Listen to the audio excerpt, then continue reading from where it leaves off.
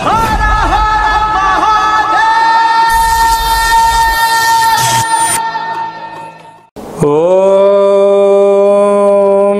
నమః శివాయ. ఓం నమో నారాయణాయ. నరదృష్టి కర్మ నివారణ, సంచిత కర్మ, ప్రారబ్ధ కర్మ, ఆగమిక కర్మ, దగ్ధ నివారణ, తులాభార కాలభైరవాయ నమో నమః. ఓం దిగంబరాయ విద్మహే గజవాహనాయ ధీమహి తన్నో కపాలకాలభైరవ ప్రచోదయాతు. ఓం ఇంద్రాణీ శక్తిదేవ్యై నమోస్తుతే. హరి ఓం. మా ఛానల్కి స్వాగతం. చూస్తున్న వీక్షకులకు, ప్రేక్షకులకు, ప్రియ కాళభైరవ భగవద్బంధులకి స్వాగతం పలుకుతూ మమ్మల్ని ఎంతగానో ఆదరిస్తూ ఉండబడినటువంటి ప్రియ సోదర సోదరీమణులకు, సనాతన ధర్మ సంరక్షకులకు, వీక్షకులకు, జ్యోతిష్య అభిమానులకు అందరికీ స్వాగతం పలుకుతూ అందరికీ జంధ్యాల పండుగ శుభాకాంక్షలు, రాఖీ పూర్ణిమ శుభాకాంక్షలు, రక్షాబంధన్ శుభాకాంక్షలు, అట్లనే కృష్ణ పరమాత్ముని కృష్ణాష్టమి జయంతి పండుగ శుభాకాంక్షలు. 16/8/2024 నుండి 31/8/2024 వరకు పుట్టినటువంటి వారందరికీ కూడా ముందస్తుగా జన్మదిన శుభాకాంక్షలు. గతంలో వివాహం చేసుకున్న వారికి వివాహ వార్షికోత్సవ శుభాకాంక్షలు. ద్వాదశ రాశుల్లో గ్రహ గమనాల్ని ఒకసారి పరిశీలన చేద్దాం. వృషభ రాశిలో కుజ భగవానుడు మరియు గురు సంచార స్థితి. 12 సంవత్సరముల తర్వాత వృషభ రాశిలో గురుమంగళ యోగంతో సంచార స్థితి ఉండడం. సింహరాశిలో 12 సంవత్సరాల తర్వాత రవి స్వక్షేత్రకంగా ఉంటూ బుధ శుక్ర కలయిక త్రిగ్రహ కూటమి సంచార స్థితి. కన్యరాశిలో కేతు సంచార స్థితి. కుంభరాశిలో 30 సంవత్సరముల తర్వాత శని భగవానుడు వక్రగమన సంచార స్థితి. మీనరాశిలో రాహు సంచార స్థితితో ద్వాదశ రాశుల్లో గ్రహ గమనాలు ఈ విధంగా ఉన్నాయి. మకర రాశి వారికి 12 సంవత్సరం తర్వాత వృషభ రాశిలో గురుమంగళ యోగం ఎలా పొందాలో ఈ వీడియోలో సవివరంగా సంపూర్ణంగా తెలుసుకుందాం. మకర రాశిలో ఏ నక్షత్రాలు వస్తానగా ఉత్తరాషాఢ నక్షత్రంలోని 2, 3, 4 పాదాలు, శ్రవణ నక్షత్రంలోని 4 పాదాలు, ధనిష్టా నక్షత్రంలోని 1, 2 పాదములు కలిపితే మకర రాశి అవడం జరుగుతుంది. చాలామందికి పుట్టినటువంటి కాల సమయంలో డేటా ఆఫ్ బర్త్లో లేనటువంటి కారణం వలన పేరు యొక్క మొదటి అక్షరాలను అనుసరిస్తూ ఆ రాశిని తెలుసుకునే ప్రయత్నం చేద్దాం. బో, జా, జీ, జూ, జే, జో, ఘా, గి అక్షరాల వారందరూ కూడా మకర రాశి జాతకులే. మకర రాశి యొక్క అధిపతి శనిచర స్వామివారు. వీరికి ఒకవైపు ఏళ్లనాటి శని చివరార్ధ సంచార స్థితి ఉన్నప్పుడు అద్భుతమైన ఇది చాలా మంచి కాలము అని చెప్పి కూడా గమనించగలగాలి. రాశిలోనే ఉండబడినటువంటి గ్రహ సంచార స్థితి ప్రకారంగా 30 సంవత్సరాల తర్వాత శని భగవానుడు కుంభరాశిలో వక్ర గమన తిరోగమన సంచార స్థితి ఉండడం వలన రాశిలో ఉన్నప్పుడు ఎలాంటి ఫలితాలు ఉంటాయో అలా ఉండే పరిస్థితి ఉంటుంది.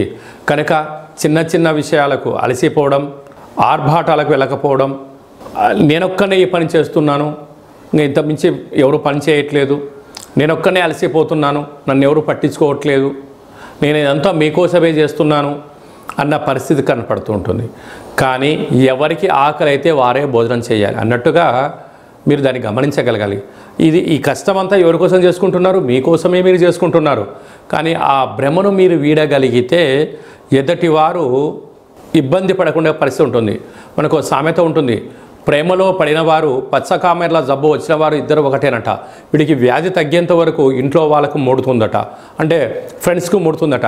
అలాగా ఈ యొక్క మకరాశి జాతకులు ఇదంతా మీకోసమే చేస్తున్నాను అనేటువంటిది మానేసి నా కోసమే నేను చేసుకుంటున్నాను, నా ఉజ్వల భవిష్యత్ కోసం నేను కష్టపడుతున్నాను అనే భావన ఎప్పుడైతే కలుగుతుందో అద్భుతమైన విజయ తీరాలకు మీ యొక్క ప్రయాణం ఉంటుందని చెప్పి గమనించాలి.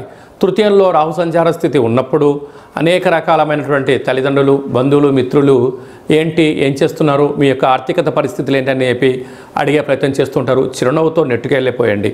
12 సంవత్సరాల తర్వాత కుజ భగవానుడు గురువుతో వృషభ రాశిలో సంచరించడం వల్ల ఈ యొక్క మంగళుడైనటువంటి కుజుడు దేవగురు బృహస్పతి అయినటువంటి అక్కడ సంచారం చేయడం వల్ల నూతనంగా వివాహమైన వారికి సంతాన యోగం, పిల్లల యొక్క చదువులు, పిల్లల యొక్క అభివృద్ధి, మీకు సన్మానము, రాజ సన్మానము, గజ సన్మానము, పేపర్లలో మీ గురించి అచ్చు వేయడము, యూట్యూబ్, వాట్సాప్, ఫేస్బుక్లలో మీ గురించి గొప్పలుగా వచ్చే పరిస్థితిలో సకుటుంబ సపరివార సమేతం అందరూ కూడా విందులు, వినోదాలు, ఆధ్యాత్మిక చింతన మీ సొంతమయ్యే పరిస్థితి చాలా అధికంగా ఉంటుందని చెప్పి గమనించాలి.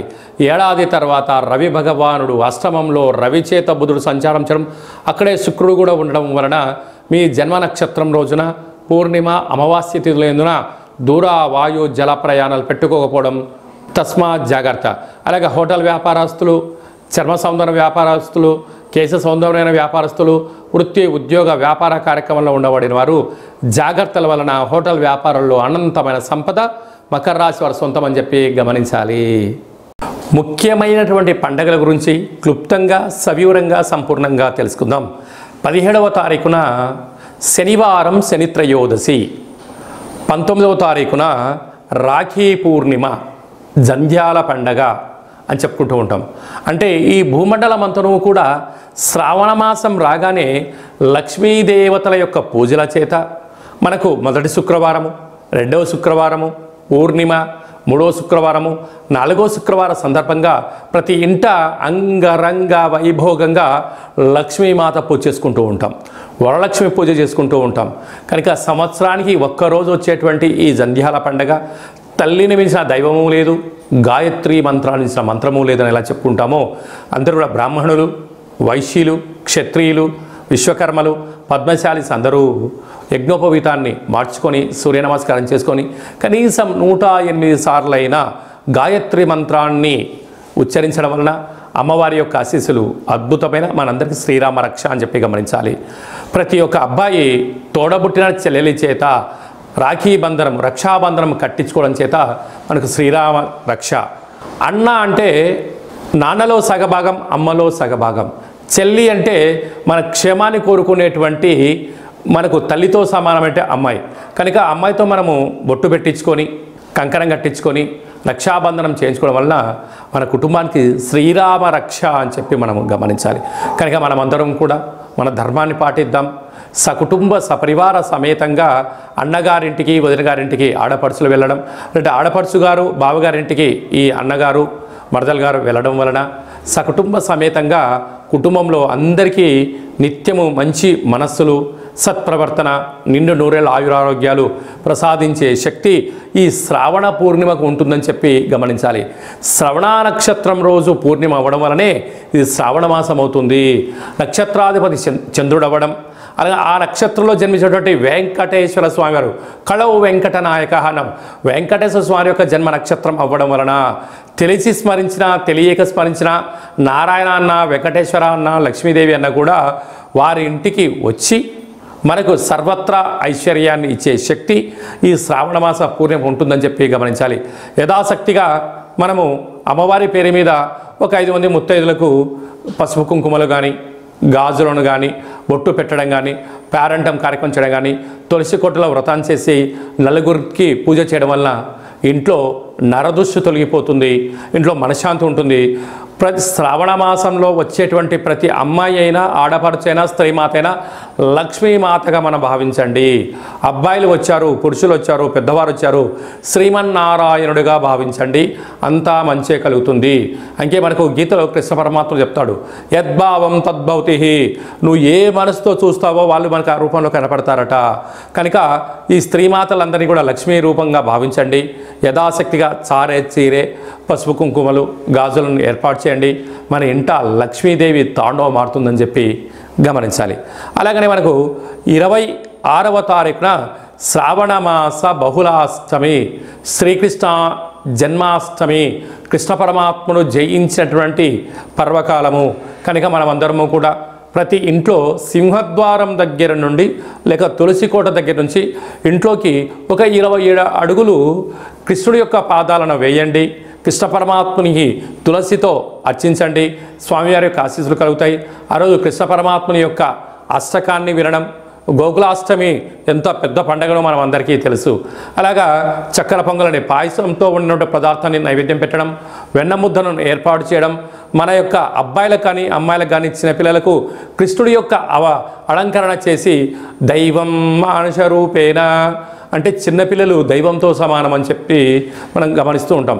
వాళ్ళకి అలాంటి అలంకరణ చేసి వారికి సంపూర్ణ తృప్తికరమైన ఆహారం పెట్టడం వల్ల కృష్ణ పరమాత్ముడే మన ఇంటికి వచ్చాడా అన్నట్టు కళ ఉంటుందని చెప్పి గమనించాలి. కనుక మనమందరం కూడా భగవంతుణ్ణి సేవ చేద్దాం. కష్టాలు రాకుండా ఉండేదానికన్నా ఎంతటి కష్టం వచ్చినా దాన్ని అధిగమించే ధైర్యాన్ని ప్రసాదించమని భగవంతుని కోరుకుందాం.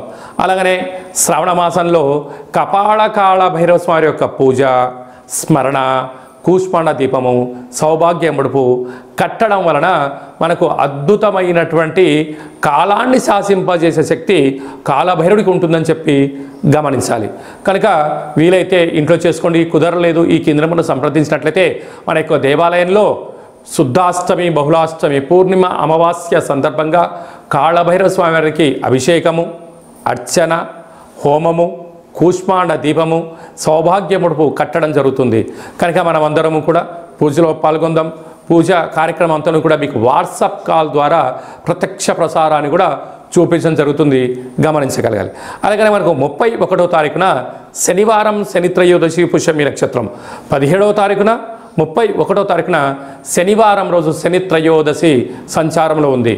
అనగా పుష్యమి నక్షత్రము కర్కాటక రాశి, అష్టమ స్థాన శని సంచార స్థితి, అనురాధ నక్షత్రము వృశ్చిక రాశి అర్ధాష్టమ శని, ఉత్తరాభాద్ర నక్షత్రము మీనరాశికి ఏలనాటి శని. అంటే ఈ 3 రాసుల వారు, ఈ నక్షత్రాల వారు తప్పకుండా వారు ఎంత బరువు అయితే ఉంటారో అంత బరువు కలిగినటువంటి ఉప్పును తులాభారంగా చేసుకొని ఆ ఉప్పునంతను కూడా నీటిలో పోసి తులాభారం చేసినటువంటి నీటితో ఉప్పుతో శివుడికి పాశుపత ఆయుష్య రుద్రహోమం చేసుకోవడము అద్భుతమైన యోగము అని చెప్పి గమనించాలి. అలాగనే మనకు వెదరు కర్రలు ఉంటాయి, వెదరు కర్రలను కూడా తులాభారం చేసుకొని హోమంలో వేయడం. అలాగనే మరొక స్వరూపము శని స్వరూపము బొగ్గులు, ఆ బొగ్గులను కూడా తులాభారం చేసుకొని హోమంలో పొయ్యడం వలన అంటే సమర్పించడం వలన అంటే కష్టాలు దగ్ధమైపోతాయి, మృత్యు దోషాలు తొలగిపోతాయి, అపమృత్యు దోషాలు తొలగిపోతాయని చెప్పి గమనించాలి. అంటే భగవంతుడికి ఆ యొక్క శనైశ్వర స్వామి వారికి తైలాభిషేకం అన్నా లేకపోతే ఆ నూనెను తులాభారం చేసుకొని హోమంలో వేయడం కానీ, దీపాన్ని వెలిగించడం కానీ, ఉప్పును తులాభారం చేసుకొని నీటిలో పోసి శివుడికి రుద్రాభిషేకం చేయడం కానీ, ఆ వెతరు కర్రలతో తులాభారం చేసి హోమంలో వేయడం కానీ, ఈ బొగ్గులను అంటే కష్టకాలంలో ఉన్నప్పుడు ఆ వ్యక్తి పిచ్చోడిలాగా ఇబ్బందిగానే పడుతూ ఉంటాడు. అలాంటి బొగ్గులను తులాభారం చేసి హోమంలో వేయడం వలన కష్టాలకు ఫుల్ స్టాప్ చెప్పి ఐశ్వర్యానికి స్వాగతం పలుకుతారని చెప్పి గమనించాలి. ఒక్క చిన్న విధి విధానాన్ని మీ యొక్క ప్రాంతంలో ఉండబడినటువంటి శివాలయంలో వెళ్ళి ఈ కార్యక్రమాన్ని చేసుకునే ప్రయత్నం చేయండి. ఈ యొక్క 3 నక్షత్రాలు శని నక్షత్రాలు శని ప్రభావ సంచార స్థితితో దోషంలో ఉన్నాయని చెప్పి గమనించాలి. అలా కుదరకపోతే ఈ కింది నెంబర్ సంప్రదించినట్లయితే మీకంతను కూడా ఈ కార్యక్రమాన్నంతా కూడా మీరు వస్తే మిమ్మల్ని కూర్చోబెట్టి తులాభారం చేయించి హోమంలో ఈ కార్యక్రమాలని పదార్థాలను సమర్పించడం జరుగుతుంది. రాలేనటువంటి వారికి వాట్సాప్ కాల్, వీడియో కాల్ ద్వారా తులాభారం చేయించి హోమం చేయించడం జరుగుతుంది. కనుక ఆసక్తి గల వారందరూ కూడా ఈ శనిని భగవంతుని యొక్క కృపా కటాక్ష వీక్షణ పొందడం కోసం ఒక చిరు ప్రయత్నంగా భావించండి. ఇంకనూ మనం విజయం సాధించగలగాలి అన్నట్లయితే ఈ యొక్క పాత్ర కంచు పాత్ర, ఈ యొక్క పాత్రలో మనకు 12 రాసులు అచ్చు వేయడం జరుగుతుంది. కనుక ఈ యొక్క పాత్రను ప్రతిరోజు మనం ఇంట్లో పూజా మందిరంలో పెట్టుకొని పూజ చేసిన తదనంతరము ఇలా ఒక్కసారి శబ్దం చేసినట్లయితే ఓం అనేటువంటి ఓంకార శబ్దం రావడం జరుగుతుంటుంది. ఈ యొక్క శబ్దాన్ని ఒకసారి చూడండి.